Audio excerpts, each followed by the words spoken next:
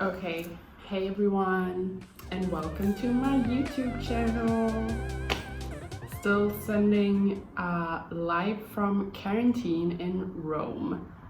It's been an interesting week, but whatever. Let's get to it. So a couple of weeks ago, when I was on Sicily, I did one of those little question things on Instagram and got a lot of questions about traveling, solo traveling, and my experiences with that. So I thought I'd collect the questions and answer them in a Q&A video. So I have some notes here. The first question was, what age did you do your first solo travel and where?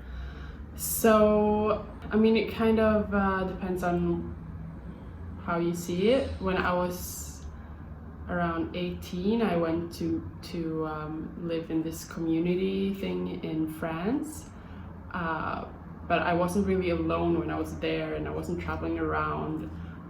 So I don't know if that counts. I guess the first time I did solo traveling in the way that I still do it today was when, me and a friend went to Thailand and Indonesia back in 2011, I think. So I was about 21, turning 22.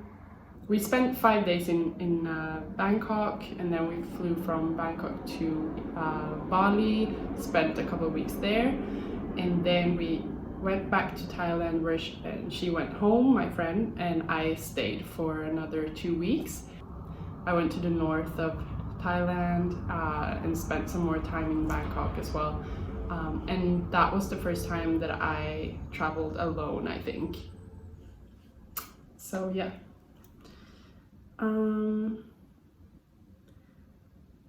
What countries did you visit alone? Okay, I don't know if I remember all of them, but some of the places I've been to alone is New York. I lived there for 3 months. I did 2 internships with a fashion brand and a jewelry brand back in 2013. And I moved there alone. I've also been to Mexico. That was actually during the time that I was in New York. I went to Mexico for 10 days, which was amazing. I went to Tulum and the Yucatan Peninsula. It was really beautiful. I'd love to go back. I've been to Cuba alone. I was spending some time with my family in Jamaica, and then I decided to fly over to Cuba because, it was in the neighborhood, kind of, you know. I always want to see more things when I'm going somewhere, especially that far away, and so I thought while I'm there, I might just make the most of it and also see Cuba, which I'm really happy I did because it was beautiful. I would love to go back there one day as well. I've also been to, as I said before, Thailand. I went to Bali again last year. Ghana, I produce clothing there for my clothing brand. So I've been spending a lot of time in Ghana. I went to Amsterdam on my own a couple of years ago, and yeah, I love Amsterdam. It's a really cool city. I've also been to Lithuania alone, Italy. Yeah, I think that's probably it. I mean, I've probably been in more places in Europe alone, but yeah. Anyway, I think like the last couple of 10 years or so, I've actually mostly traveled alone. Like if there's anywhere I want to go, I kind of just, go. Because I don't really have time to like sit and wait around for someone else to have the time or money to go. If I do that, I would probably not have seen half of these places that I've been to. And it's also just nice being totally free. You don't really have to compromise on anything. But obviously there are also times where you really wish that you were with someone. I was just in Sicily a couple of weeks ago and I visited this amazing, gorgeous, beautiful place called Ortigia, which is an island, but it's kind of, I mean, it's actually part of Syracuse. So that was like one of the most beautiful places I've ever been. I literally felt like I couldn't breathe, like my chest was hurting because it was so beautiful. And then I kind of wish that someone was there with me just to share this beauty, just when I was walking around and seeing everything. But then after a couple of hours I was, you know, fine being by myself again, because in the end I'm kind of an introvert, so I just always I feel energized by being alone and just gather, you know, energy that way, and just, yeah. Number 3, the question is, do you have any tips on traveling alone as a woman? I don't know if I feel more insecure traveling as a woman, because actually a lot of times I feel more safe when traveling when I'm in other countries than I do when I'm back home in Sweden. Obviously you have to take care anywhere you go, and I wouldn't, you know, be walking in a dark alley on my own anywhere, or just go with any people that I've just met or whatever. You always have to be careful no matter where you are. But I think you shouldn't be stopped by the idea of going alone. If you feel like traveling solo is something that you really would like to do, then just see it as a challenge and just do it, like even for a couple of days. I mean, wouldn't you want to be comfortable with being alone?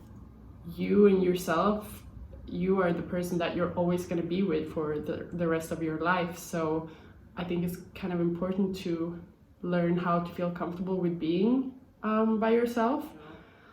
But I would say if it's your first time and you feel scared of traveling, maybe what I did the first time when I went with my friend is a good idea. Like, you go somewhere, you spend the first couple of days or weeks together with someone, and then the other person goes home and you stay, because in that way you'd kind of feel more comfortable where you are. You kind of have gotten to know the place a little bit better.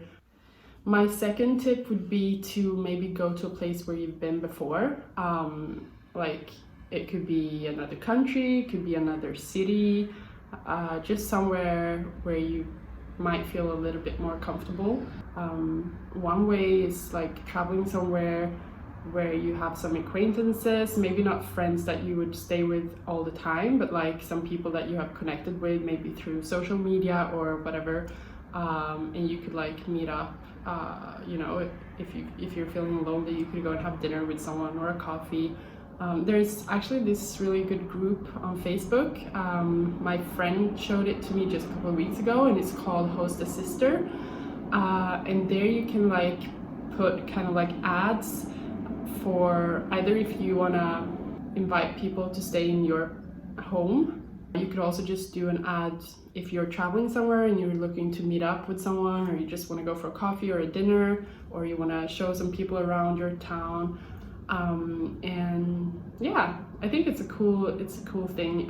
Go for it. You don't have to go away traveling for, you know, several months. You can start off with a weekend or whatever, and see how that feels. And if you don't like it, if it's not for you, then you don't really have to do that again.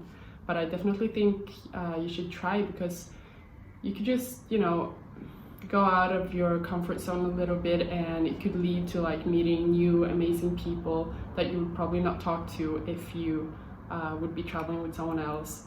And you just learn a lot about yourself. But also, one thing, if you're traveling alone, I think it's also just good to let someone know where you are, like just if something happens, and then people know how to reach you. So you could, you know, leave that info with a friend or your parents or whatever. That could make you feel a little bit more safe. Question 4, what's your favorite travel location? It's hard to compare because each and every place have their own thing. But one country that's really close to my heart and that I always miss is Burkina Faso in West Africa. It's such a beautiful, genuine country, and the way life goes on there is just kind of simple and slow, but like traditional. It's just a really special country to me, and I always miss it when I'm not there. Ghana is another favorite of mine, obviously. Like, there's so many things happening there right now in terms of like music, fashion, food. There's a lot of creative people there that do a lot of great things. Within Europe, I love Lithuania. I was there the first time back in 2008 or 9. And I was actually back then they didn't really have a lot of immigrants or refugees or people from other countries, but I went there 2 years ago again, and I could see there were a little bit more people from other countries there. I have some friends in Lithuania, and I just really love the place. I mean, it's really beautiful. I love the food as well, and just the general feeling, because it's not that common. I mean, it's not that touristy. I also obviously love Italy. Love Sicily. I was there, as I said, a couple of weeks ago for the first time, and I know I will go back many times because it was just amazing. I went to the bigger cities like Palermo, Catania, and Siracusa, but I would love to go back with a car in the summer and just go between the like little beach towns and villages. So the last question is, how many countries have you lived in? So obviously I've lived in Sweden because that's where I was born and grew up and lived most of my life. We spent some time in England as well because that's where my dad lives. So I think we lived there when I was like a baby for a little while, and then I also lived there after high school. I lived in London, and I also spent like a couple of weeks in Scotland working on a fruit farm, which was super random, but so Sweden, and then the UK. I lived in Spain also after high school, moved to Barcelona with a couple of friends. I lived in France in that community for about 8 months. I live in Italy now. I've lived in Burkina and Ghana for work. I lived in New York when I did my internship. We also lived in Belgium when I was like less than 1 year old. So that makes 9 countries. I've also worked in Denmark, but I still lived in Sweden when doing that because we have the bridge, so you can cross really easily. So yeah, that was it. Obviously, I love traveling. It's a big part of me. I would go insane if I didn't travel. I need to, I don't know, I think I just have a nomadic soul. I need to see new places and meet new people and just get new impressions in order to like feel motivated and inspired. And I hate the feeling of just being stuck in one place, ironically, which I am right now, being in quarantine here. But I'm just really hoping that we'll get through this and that we can go out and enjoy life in Rome pretty soon again. I mean, it's for the best, so let's just hope that the whole world can come together and take responsibility to reduce the spreading of this damn coronavirus. Thanks for watching, and subscribe if you like to see more. Okay. Bye!